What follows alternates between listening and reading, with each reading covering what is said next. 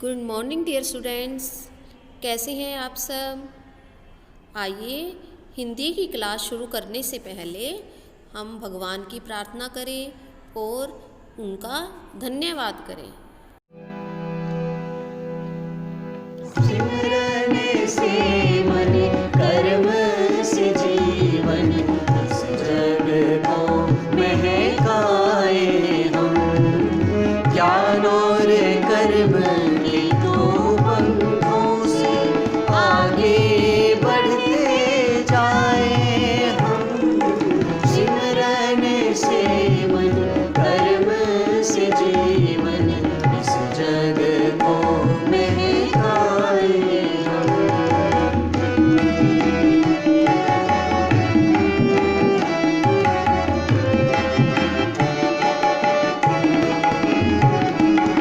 जब सोचे सबका भला, जब देखे सबके गुण देखे, मीठा मीठा बोले सबसे, सबके मन को भाए हम।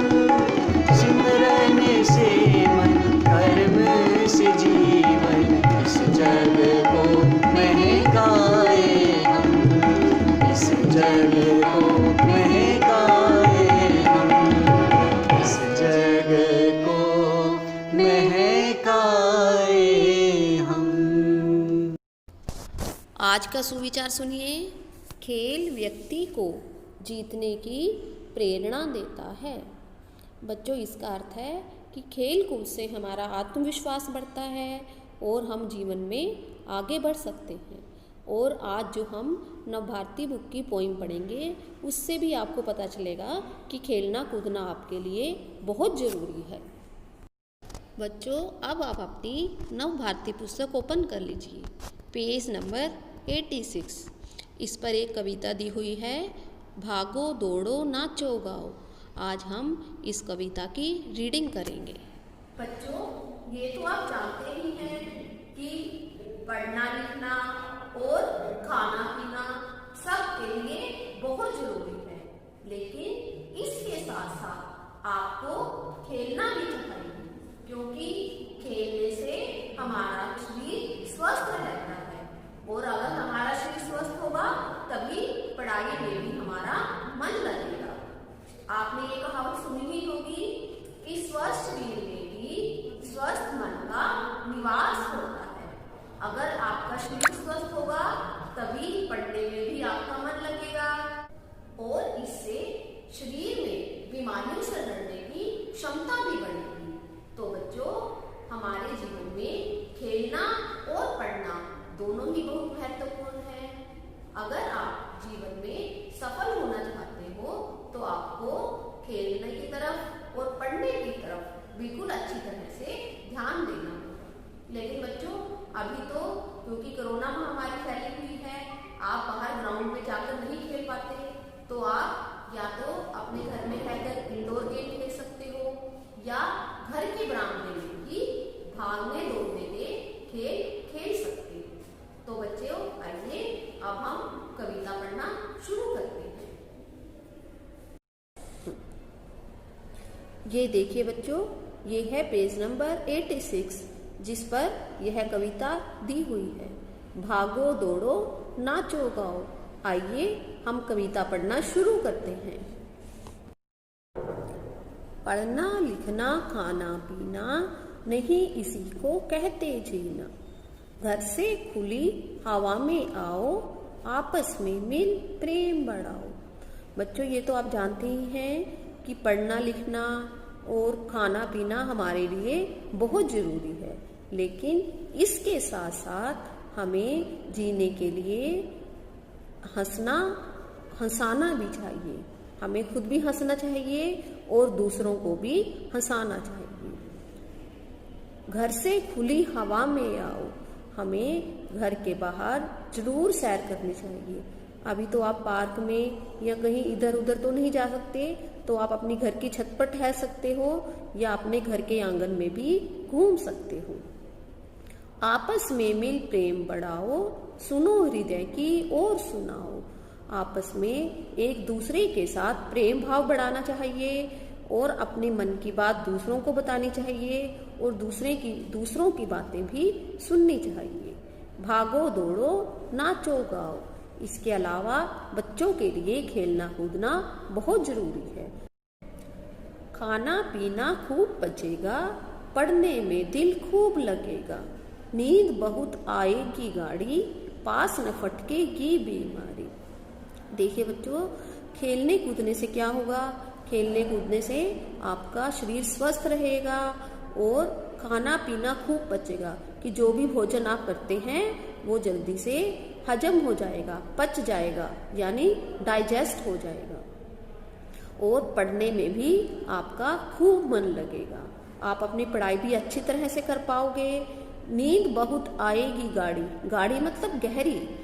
देखिए, जब बच्चे खेलने कूदने के बाद थक जाओगे तो उससे आपको बहुत अच्छी नींद आएगी और पास न फटकेगी बीमारी। फटकेगी का अर्थ है कि आपके पास नहीं आएगी और आप कभी भी बीमार नहीं होंगे, क्योंकि खेलने से क्या होगा कि हमारे शरीर को एनर्जी मिलती है और आपका शरीर में बीमारियों से लड़ने की शक्ति भी बढ़ जाती है।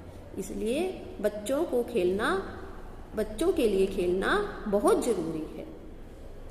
उठो जरा आलस्य भगाओ, सभी मित्रों को भी लाओ, भागो दौड़ो नाचो गाओ। तो बच्चों, आपको बिल्कुल भी आलस नहीं करना चाहिए और अपने दोस्तों के साथ खेलना चाहिए। पढ़ना लिखना नहीं मना है, लेकिन उनकी अलग जगह है। पढ़ने के ही समय पढ़ाई, हंसी खुशी के समय हंसाई। देखिए, पढ़ना लिखना आप बच्चों के लिए बहुत जरूरी है, लेकिन इसके साथ साथ खेलना कूदना भी आपको जरूर चाहिए। देखिए, पढ़ने की अपनी जगह होती है, पढ़ने का अपना टाइम होता है और खेलने कूदने का भी टाइम आपको जरूर निकालना चाहिए। अगर आप दोनों काम साथ साथ करेंगे तो आप जीवन में जरूर सफल होंगे और इससे आपका शरीर भी निरोगी रहेगा, कोई भी बीमारी आपके पास नहीं आ पाएगी।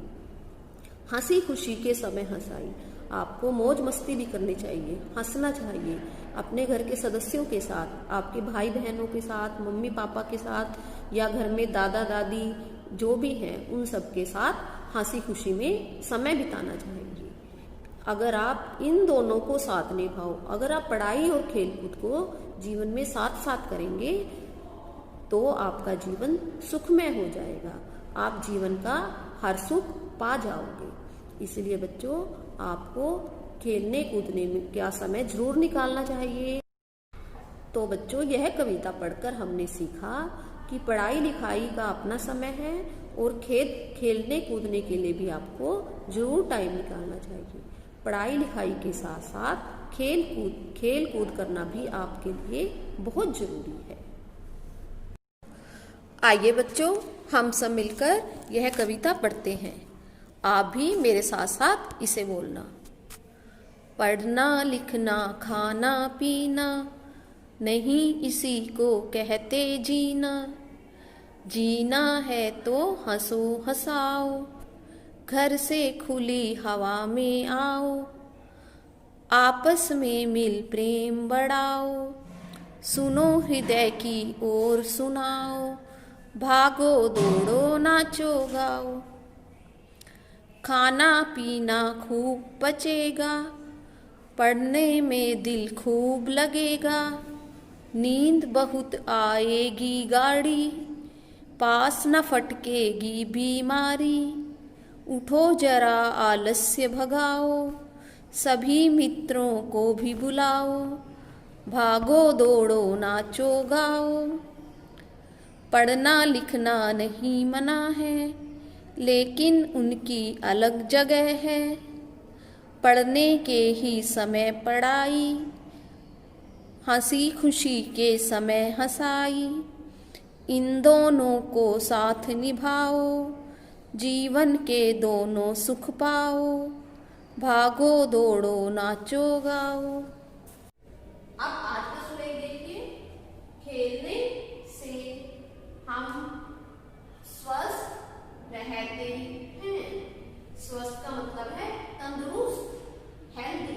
तो इसीलिए तंदुरुस्त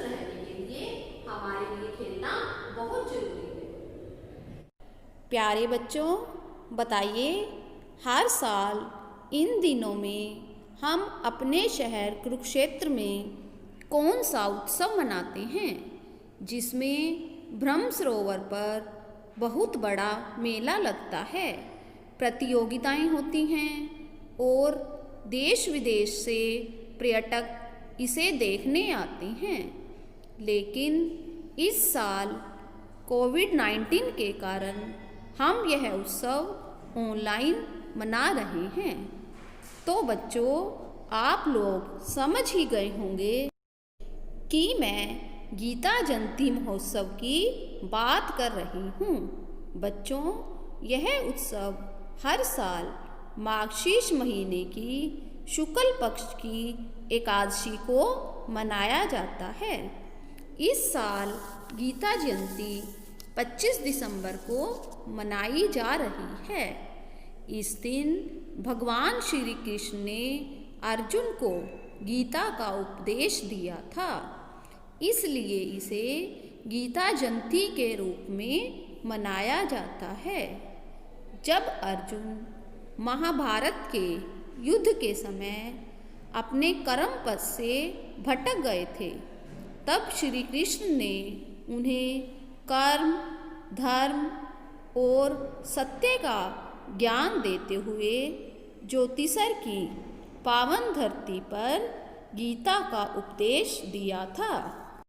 गीता का ज्ञान हमें दुख, लोभ और अज्ञानता से बाहर निकलने की प्रेरणा देता है और हमें सिखाता है कि हमें फल की इच्छा किए बिना कर्म करते रहना चाहिए, क्योंकि हम जैसा कार्य करते हैं वैसा ही हमें फल मिलता है। हमें सही और गलत का अंतर पहचान कर जीवन में सही फैसला लेना चाहिए और हर परिस्थिति में धैर्य से काम लेना चाहिए। गीता एकमात्र ग्रंथ नहीं है, यह जीवन का पथ प्रदर्शक है जो हमें कर्तव्य पालन की सीख देता है। मेरी तरफ से आप सबको गीता जयंती की हार्दिक शुभकामनाएं। तो आपने इस कविता की अच्छी तरह से रीडिंग करनी है। Thank you.